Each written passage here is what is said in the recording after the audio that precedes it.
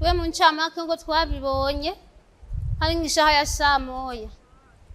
samoya n'abantu batanguye imisozi itangura gutigita abantu bamwe ntibari bwatahe.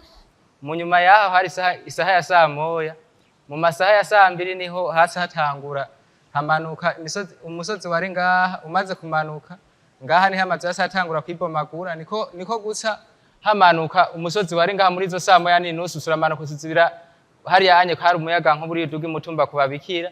Umaze kuzibikwa niko guca hahera ikintu kuva isaha imwe n'inusu gusika mu masaha 5 atamazi hayaramanuka ko urwari yari yazibiwe n'imanga ya ngaha. Abo n'abene gihugu bo ku mutumba Gabaniro muri komine Muhuta mu ntara ya Rumonge, aho bariko batuyagira uko umusozi wasenyutse maze uronona ibitari bike. Nirandekura Abdul, umuyobozi mwishikira wa buramatari mu ntara ya Rumonge, aratuyagira bimwe mu vyononekaye. Naho bene gihugu bashoboye kurokora ubuzima bakahava, nta na kimwe bakuyeyo. Ibintu byose ibyo bari batunze byose nta na kimwe bashoboye kurokora.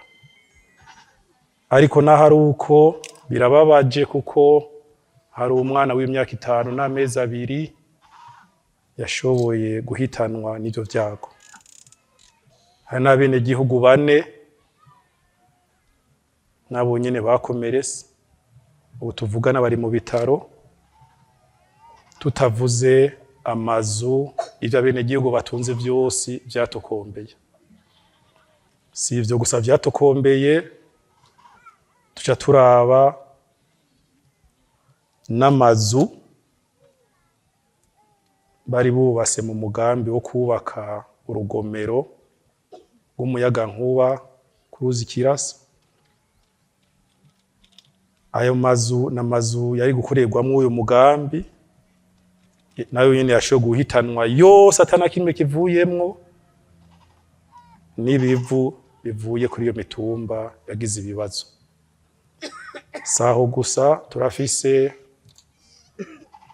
n'urugomero rutonyi rwakiriza mutumba nawo nyene rwaratwawe gose. Imiryango yashikiwe n'ibi vyago ni imiryango 497, ni kuvuga n'abantu 2485. Ivyo biharuro ni biharuro vyibanze uko n'ubu turacarinde yuko bishobora kugenda vyiyongera uko umwanya. Abene gihugu nabo bakaba bagize ico basaba muri kino gihe bari mu kangaratete. Abanyeshuri ngaho bese ibintu byose byasigaye mu mazu ntibasigira iso bazokwifashisha, kandi barabona ko bariko bariga, kandi tugasaba yuko baronsa n'ahantu bategerezwa kuba baraba muri iyi minsi. Dushaba amashafuriya, tugasaba amasahani. Abanyeshuri nta niforome bafise, aho kurara ntaho, n'abantu bari mu mabarabara n'injira n'akantu.